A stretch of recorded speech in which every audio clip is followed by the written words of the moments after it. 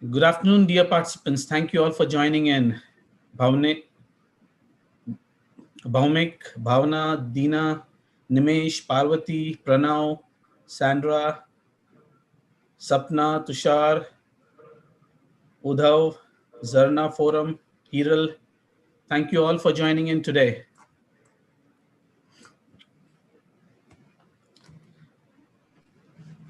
It's time. It's a lovely afternoon and time to begin with our today's webinar. The ability to move through a U process as a team, an organization, or a system requires a new social technology presenting an inner journey and intimate connection that helps to bring forth a new world. Connecting to one's best future possibilities and creating powerful breakthroughs ideas requires the intelligence of the heart and the hand, not just the intelligence of the head.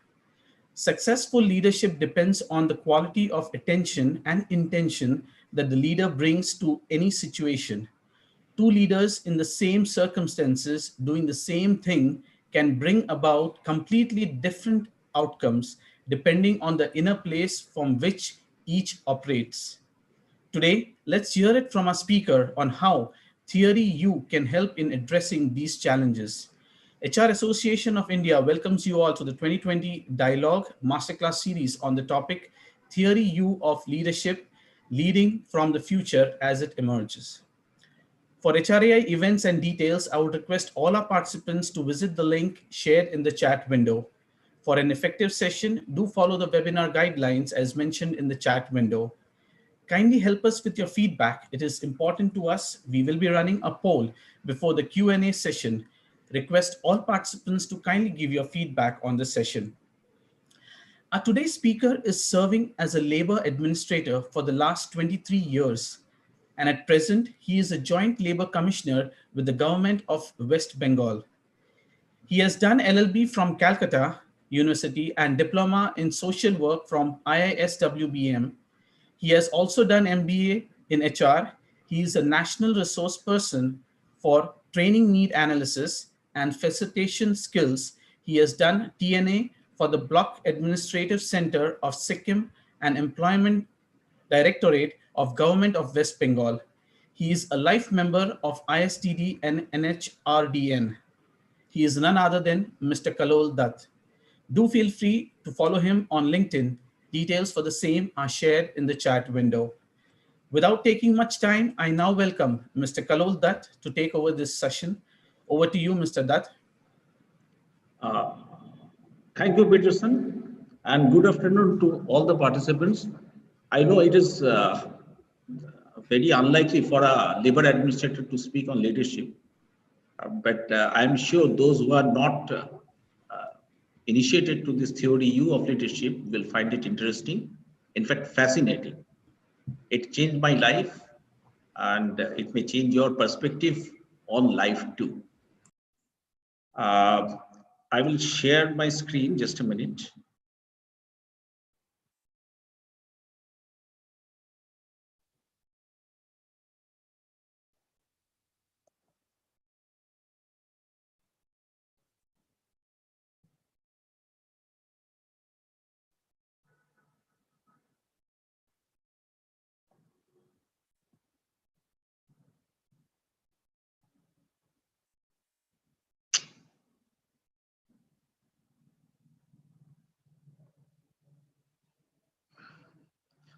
So our today's topic is theory U, leading from the future as it emerges. Now I'm directly entering into the topic. Now this U is not YOU, it is U. That shape is important. How we dive deep within ourselves and then resurface, co-create the future. That is today's topic. And hopefully it will change your perspective. What is needed is your attention and intention. Attention to what is being shared and intention of co-creating the learning.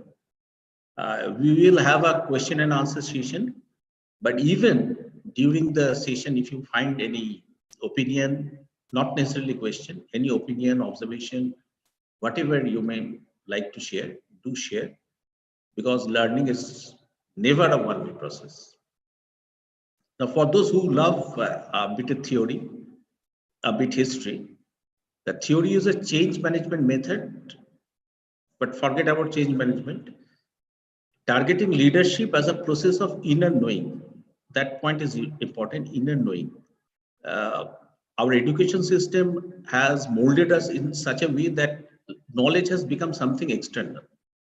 Now, here in theory, we will realize that knowledge is basically internal. It emerges within ourselves. So, first is inner knowing. And social innovation developed by Otto Scharmer and originally based on a process known as the U process, developed by Dr. Frederick Glassell and Dutt of Netherlands Pedagogical Institute in 1968 and presented systematically from 1980. This much is not important. If you search Google, you will get a better history of this theory. Uh, the theory U, as I have understood it, I will share it with you. And your perception on theory U may vary. Your takeaway from this session may also vary from person to person. And that is good because all of us are unique personality. We will start with death and end with birth. A new me, a new we may give birth to at the end of the session, at the end of the day, at the end of the month, at the end of the year. Now, what is usually in offline sessions, I interact a lot, but I think from my experience, I have understood that interaction at this level is not that much beneficial. So I will be on a lecture mode. But if you have something interesting to say, don't hesitate. Now, what it is to do death with leadership? Is there any connection? Anyone want to say something? The connection between death and leadership? I'm trying to be a bit interactive. Let's see if it works. Is there any connection between death and leadership? How do we describe death?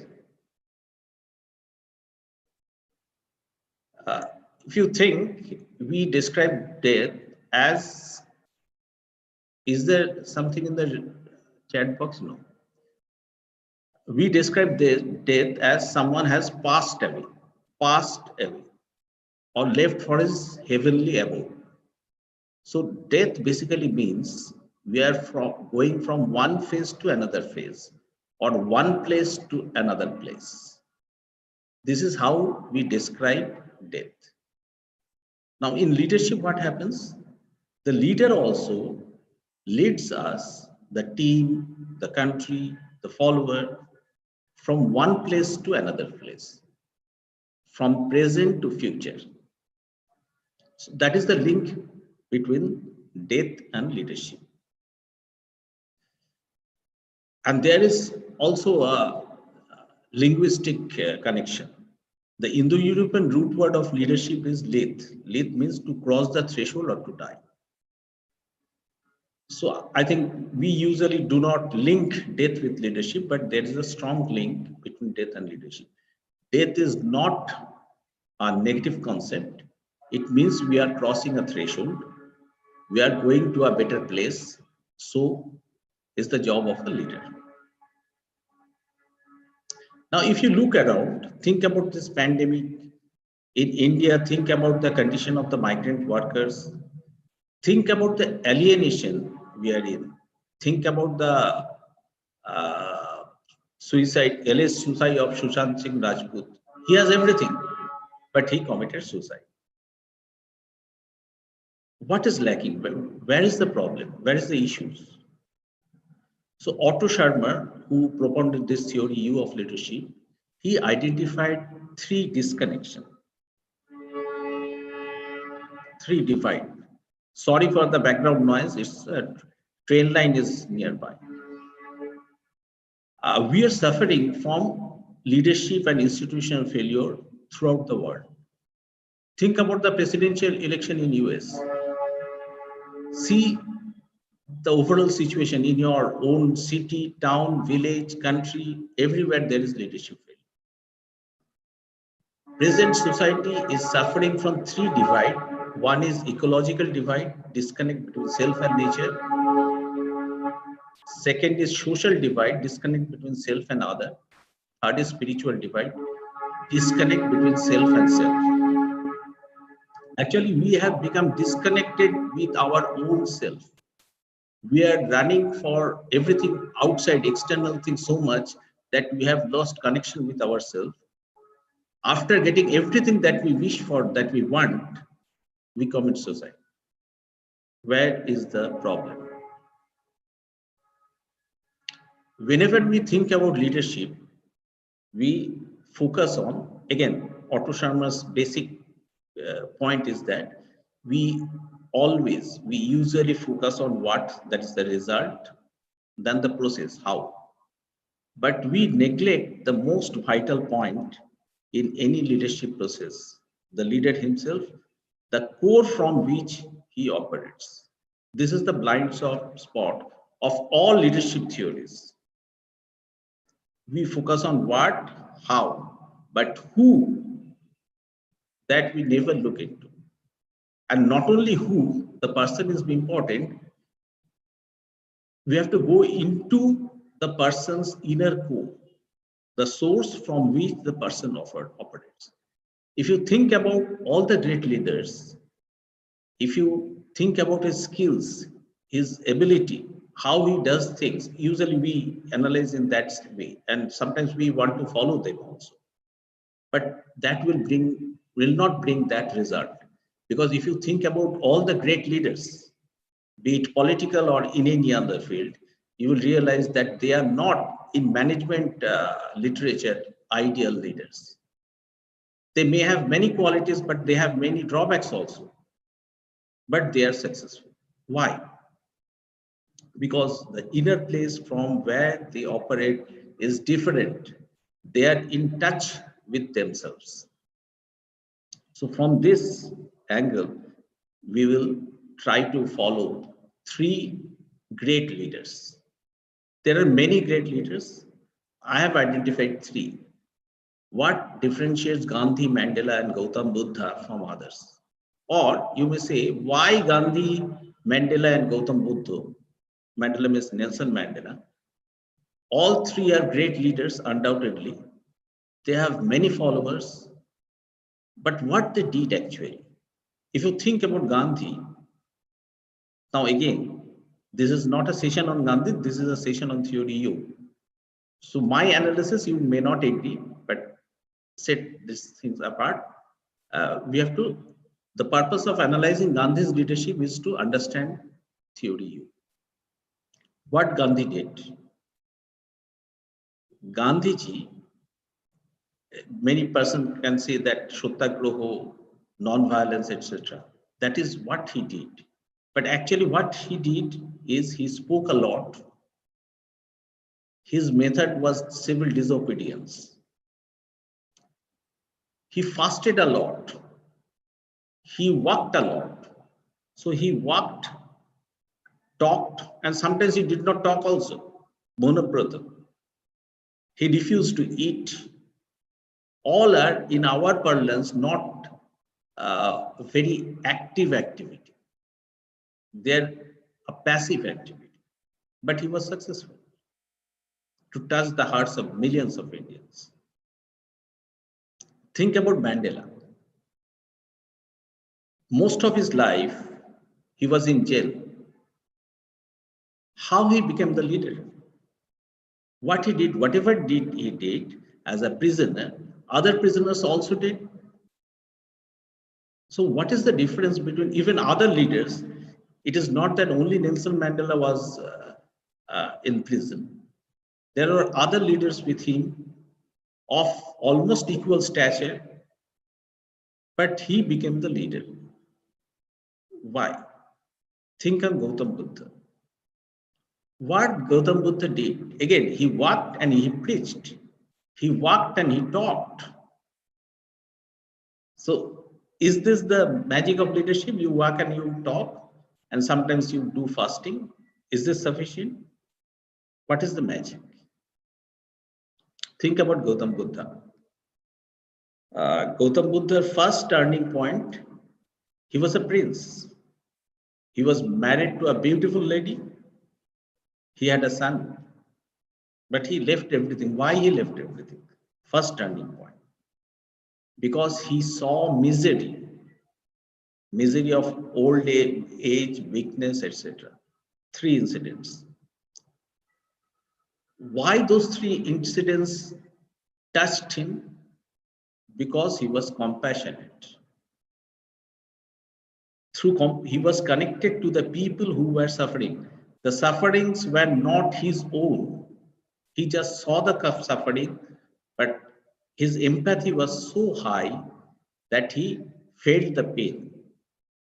And it moved him out of his home. First. Second, what he did nothing. He meditated, means he did nothing. He was within himself. What is the result? The truth, that inner knowing emerged. And he became Gautam Buddha. He preached and talked, but again, if you preach, you talk, you will not become Gautam Buddha. We will not become Gautam Buddha. Because that inner core, that blind spot, that is the main thing.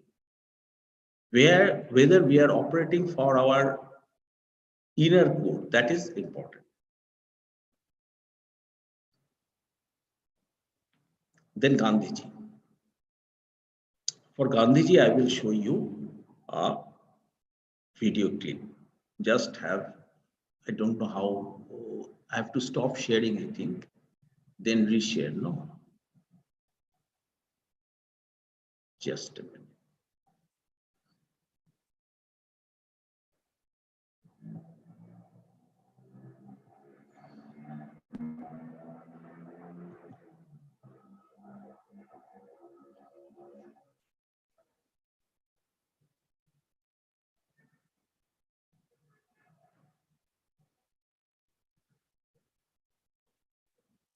Is it visible? Is the video visible? Peter.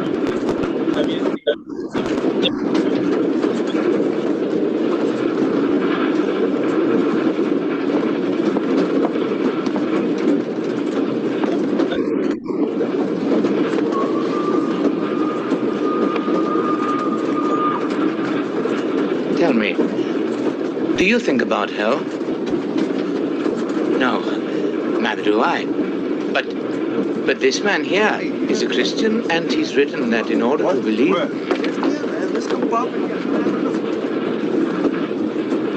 Excuse me, sir. How long have you been in South Africa? A week. I don't know how you got a ticket. Just what are you doing in this car, Coolie? I have a ticket. A first-class ticket. How did you get hold of it? I sent for it in the post. I'm an attorney, and I didn't have time... There are no colored attorneys in South Africa. Go and sit where you belong. I'll take your luggage back, sir. No. Just a moment, please. You see? Mohandas K. Gandhi, attorney at law. I'm on my way to Pretoria to conduct a case for an Indian trading firm. Didn't you hear me? There are no colored attorneys in South Africa. Sir, I was called to the bar in London and enrolled at the High Court of Chancery. I am, therefore, an attorney.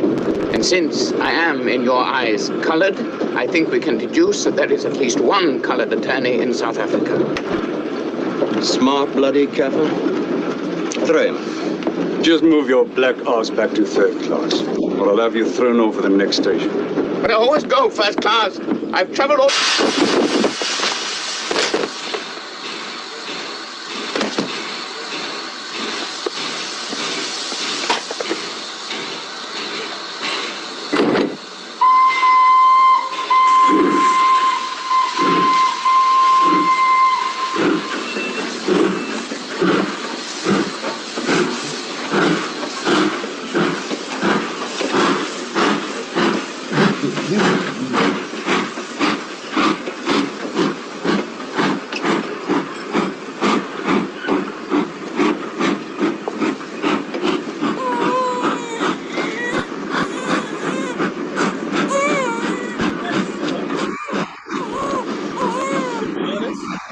Yeah, you know, can you hear me? Hello, We can hear you. We are not able to see the video. you are not being able to see the video.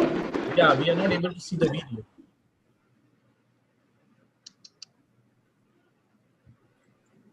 So you have to stop share and then uh, Anyway, You let it be. have Let to it be. optimize the I optimized. optimize it. I optimized. Let's see. Let's see next time. Just a minute.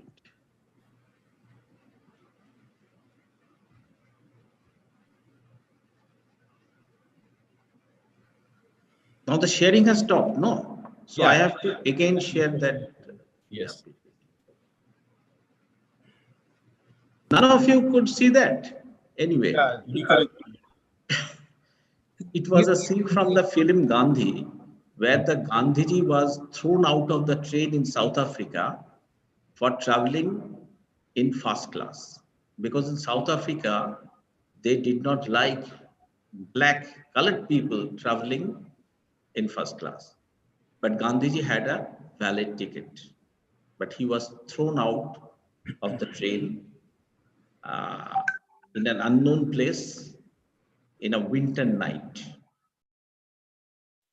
Try to imagine yourself in that position. How will you feel?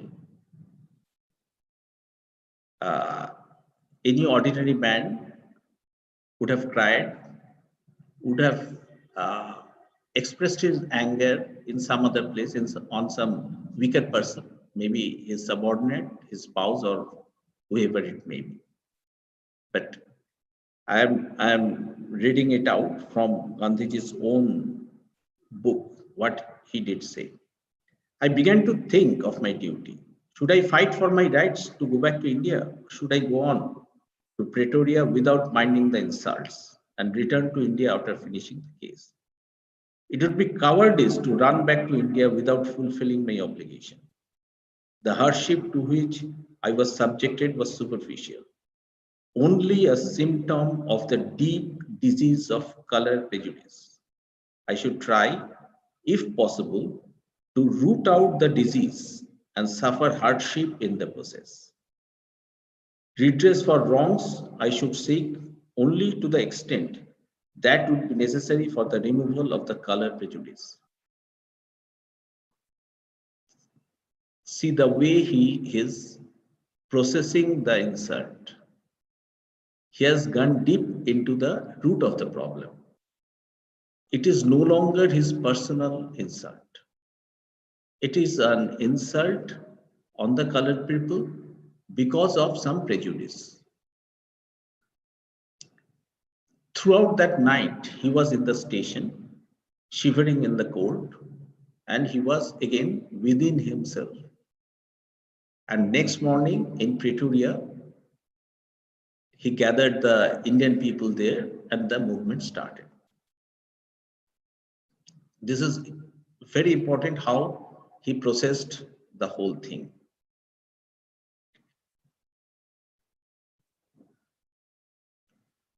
Am I audible? I think again problem.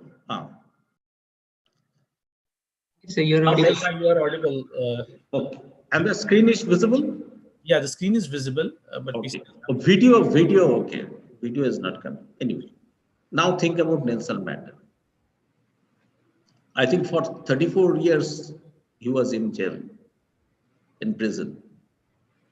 Many other persons were in prison also. And for those who know, you know that initially he was a leftist. He believed in armed struggle, but later on he became a believer in non-violent movement. What changed him? How he became a leader being in the jail? How he became the face of the apartheid movement? Again, all the other prisoners, political prisoners, behaved the same way, but his core was differently processed. If you go into the inner core of Nelson Mandela, you will see something different. He was in touch with himself. He was not, again, like Gandhiji, he did not go for revenge. When he came out of the jail, he was welcomed by the white citizens also. He could identify, he could bring himself out from his own ego. Again, like Gandhiji, his personal insult became a general thing. In case of Nelson Mandela also, he did not call for vengeance over the whites, but he fought for the equality. In spite of suffering, in spite of staying in jail for most of his productive period. So, my point is, you have to dive deep within yourself to become a leader, to become an effective leader. We always focus on, to be effective in leadership or in any field, we always focus on the activity, on where or what we should do, how we should do. The point of theory U is go into your core, be in touch with yourself, and if you can become in touch with yourself, you will be in touch with all. There's a word in theory U, it is called presencing. When you are present and sensing, when you are in the now, that will become later. Again, as the caption of this topic was that leading from the future as it emerges. Another interesting concept about learning that Otto Scharmer said. One is learning. This is the type A learning is we are habituated to that. Learning by reflecting on the experiences of the past. The present moment is shaped by what has been. Always we look for trend. What was there before? Then we, on the basis of our experience, will unfold. This is one way of seeing things. Mr. Dutt? There is another way of seeing things also. Mr. Dutt? Yeah. Yeah, I believe the screen is blurred. You'll have to stop that optimization. Okay. Again, I have to. Yes. I understand. I have to stop optimization. Yes. For the video, we can have that optimization on, but for And right.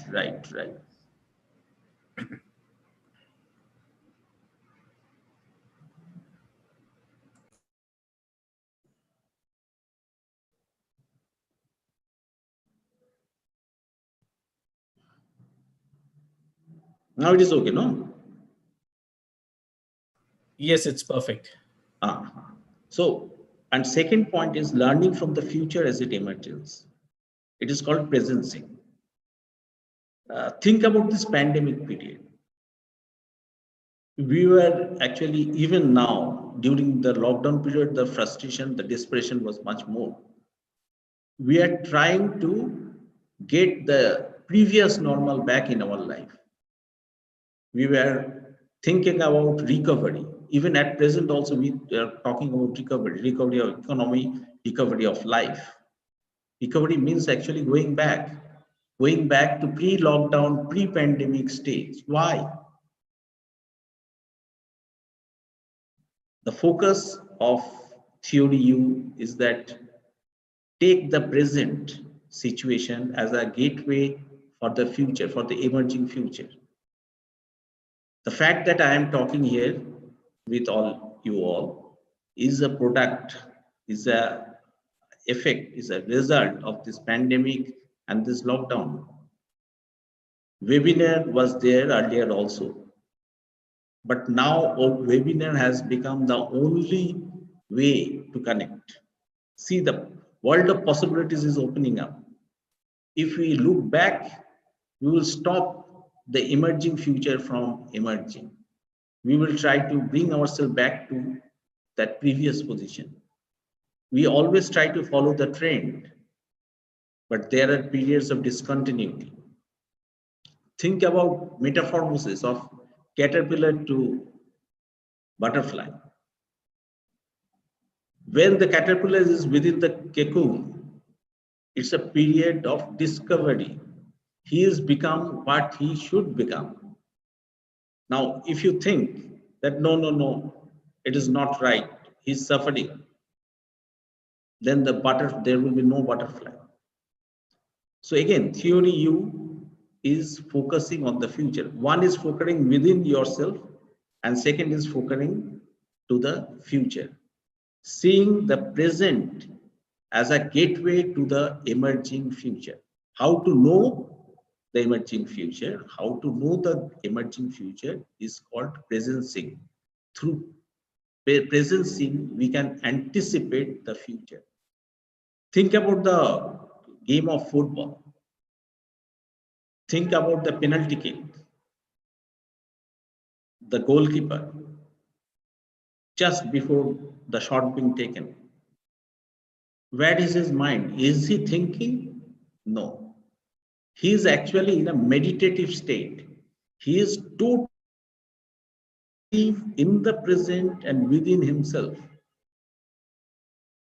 And the best goalkeepers, they can anticipate the kick, in which direction it will come. How they can anticipate? Because their attention and intention is much more intense than other goalkeepers. Same with the person who is taking the kick. There are many more examples. Another concept is this. This can be applied anywhere that I will show is. It says that there are 4 ways of listening. One is I in me. See the outer circle and the inner dot. It is habitual. I am within myself, like this participant. Think about the participant. Think about yourself. There are many participants who know theory U a little bit, or maybe they know leadership a lot. And they are looking for what is common. They are looking for what they already know. Second is I in it. See, the I is then going out of this circle. In our this science, the focus on science, objective knowledge is I in it. When we are looking for a knowledge that is absolutely true, irrespective of the person. There are many persons in this among the participants who are looking for objective truth. What is theory U? Oh, theory U means this U shape. There is a concept called presencing. Okay, these are the objective facts. They're looking for these objective facts. Third is relational, empathic. I in you. Then I is no longer within me. It is in you. It is empathy. Maybe some of the participants I tried to understand, some of them may know me also. Okay, he's a government guy. Okay, he's speaking about leadership. Let's see how he perceives leadership. The curiosity may be at that point of time. Their me is important. That I am the person who is talking. And fourth level, that is the highest level, it is called generative. When I in now. When you are not holding on to your previous knowledge, habitual is out. You are not looking for any external objective truth, that is also out. The person who is speaking, that is also not important, that is out. When you are completely present in the session, in any session, in any situation, this can be applicable. And these are all barriers, that your knowledge, your perception about the person who is speaking, your perception about reality, these are all actually barriers for the inner knowing to emerge. So generative learning or listening is when you are removing all the barriers and allowing the inner knowing to emerge. We will see some examples also.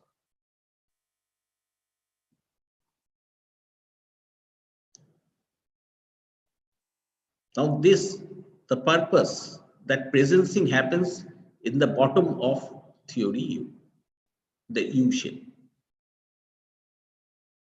When we are at the surface, we are in the level 1 of listening.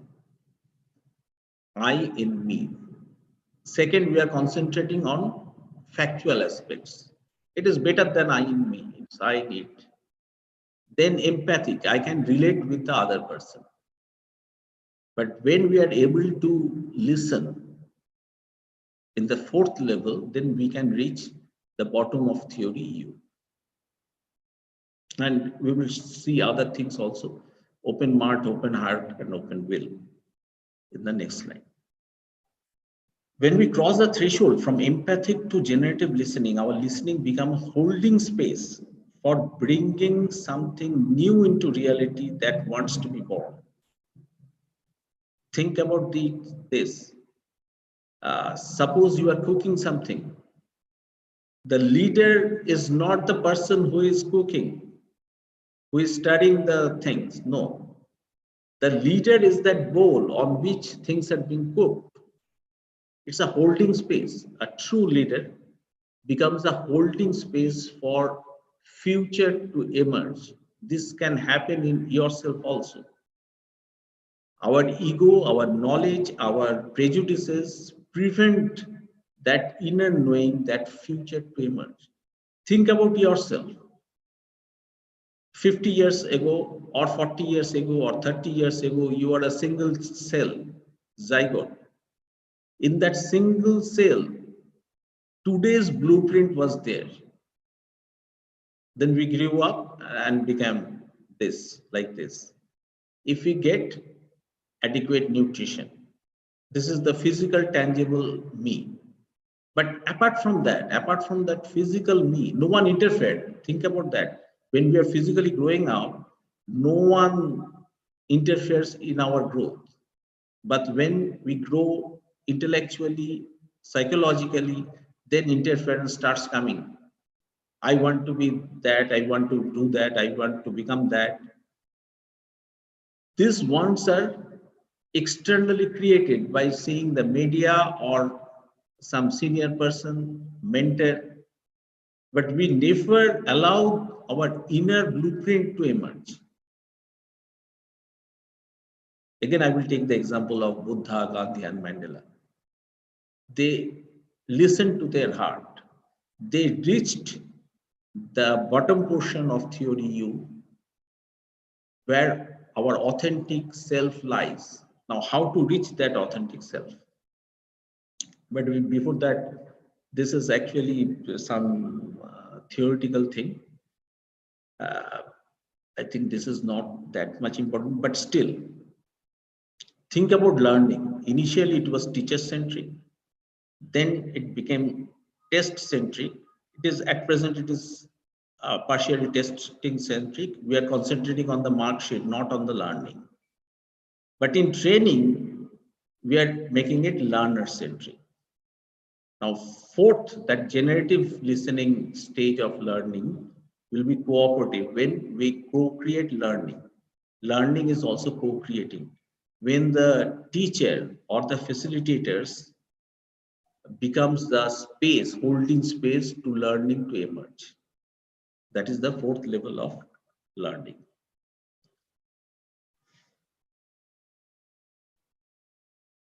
Sorry.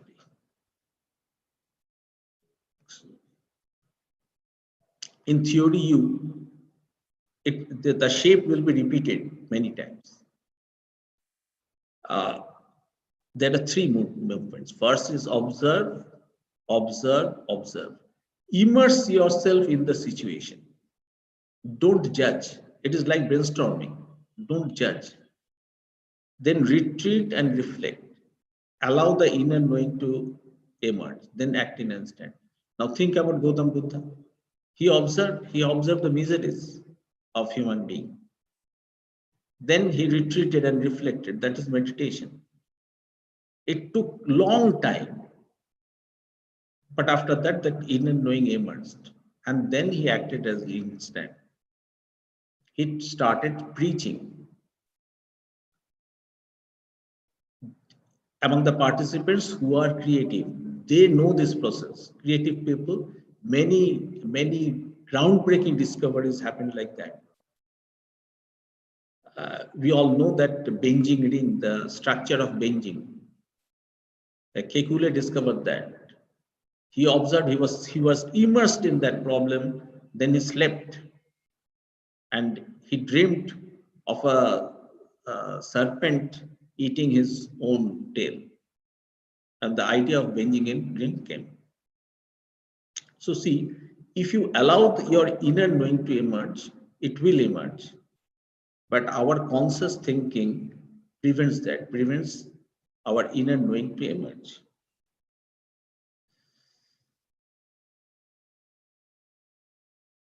Again, 7 points. The first was 3: observe, retreat, and reflect, action instant. And this 7 is downloading, then seeing with fresh eyes. Downloading means forget about it is past. Forget about the past. Start seeing with fresh eyes, sensing from the field, and most important, presencing, connecting to source. In next slide, we will show that how to connect with the source.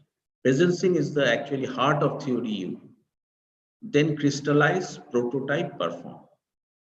So far, the right side of the theory is concerned, what we think, we plan. There is vision, mission, objective, goal, everything is planned. But Otto Sharma says that you should not plan that much. You hold the space to co-create the future. You facilitate the future to emerge. Whatever you are thinking of doing, in future, there is always that possibility is already there.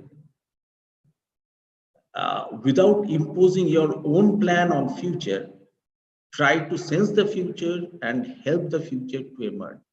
And he stressed on the word co-create. If you want to co-create a painting, in a team we co-create a painting actually.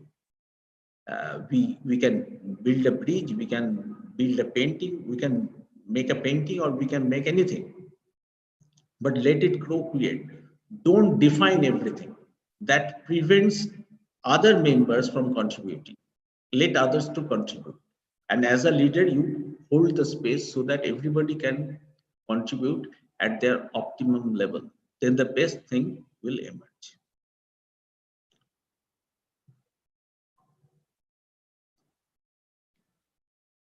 Then suspending, redirecting, letting go. This is actually very difficult.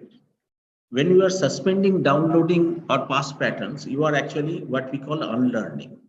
Then we are trying to see with fresh eyes, which will redirect our vision, our thinking to new direction.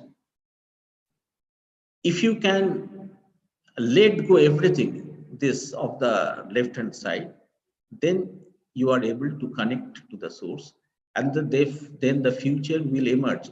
Letting comes. Stress on the word.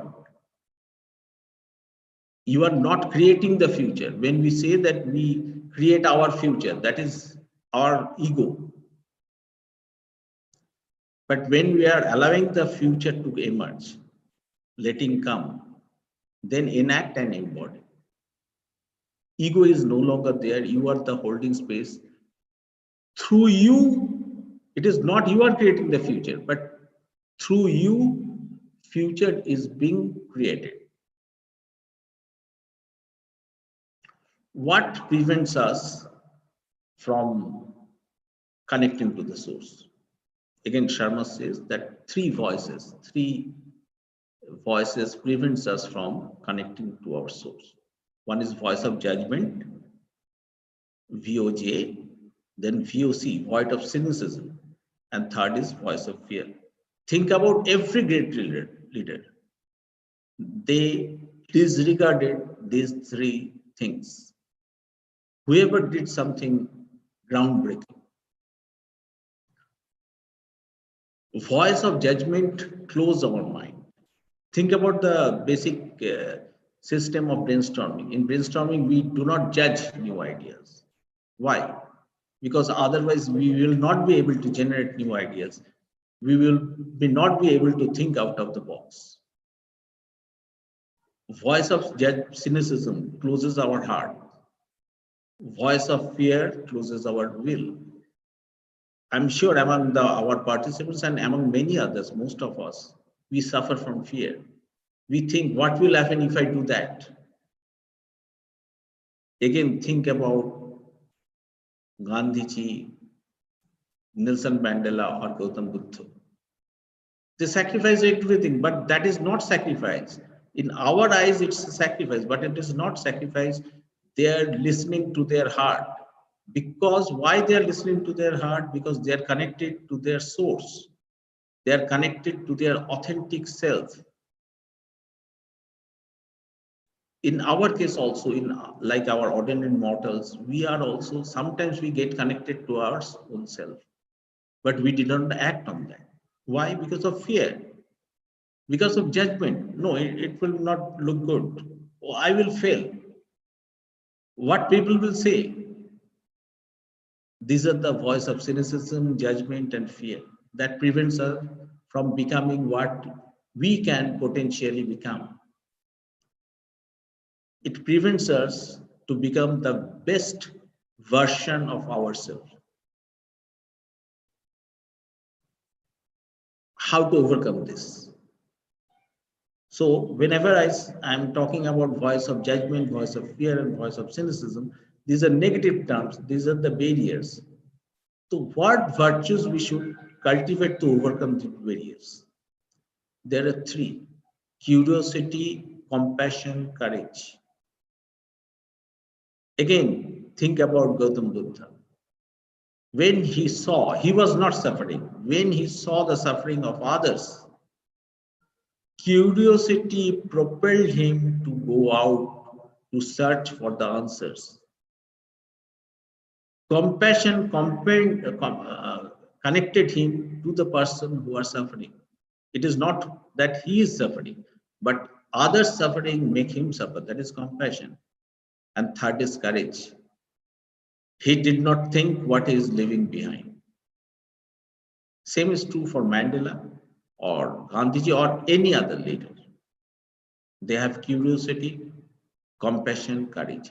And these three virtues can be practiced anywhere, especially in decision making. It may be a corporate decision, it may be your own life decision, it may be choosing your life matter, it may be choosing your career. In any small or big decision making, you can use these three: curiosity, compassion, and courage. Open mind means no judgment, allowing mind of the universe to operate through you, through our thinking. Open heart means no cynicism, allowing the heart of the collective to operate through our feelings. Open will means no fear, allowing the intention of the emerging future to operate through our actions. See how the framing of the words. I is not present. The future is emerging through me. The mind of the universe is operating through me.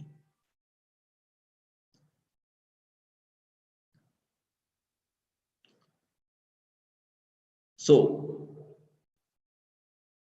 to reach the bottom of the U, to reach presencing, we have to connect to the deepest source of ourself and will. And only then we can become the best version of ourselves. It is not only me.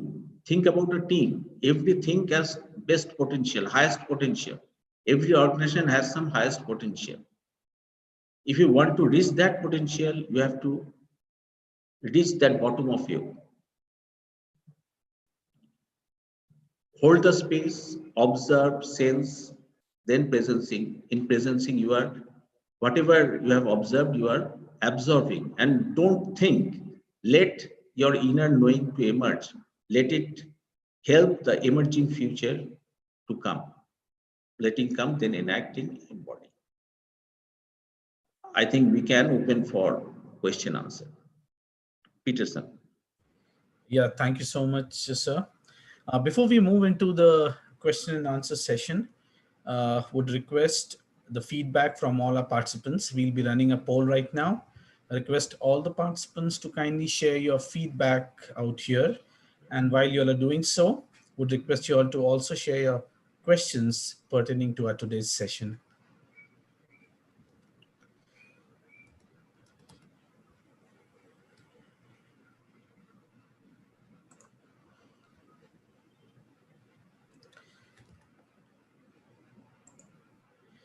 So while our participants are giving the feedback, we have our first question from Mr. Tushar. He says, which are the key principles of U theory? Why the need of innovating this theory was felt as a new change management method? The need was felt because there was widespread leadership failure. That is the symptom.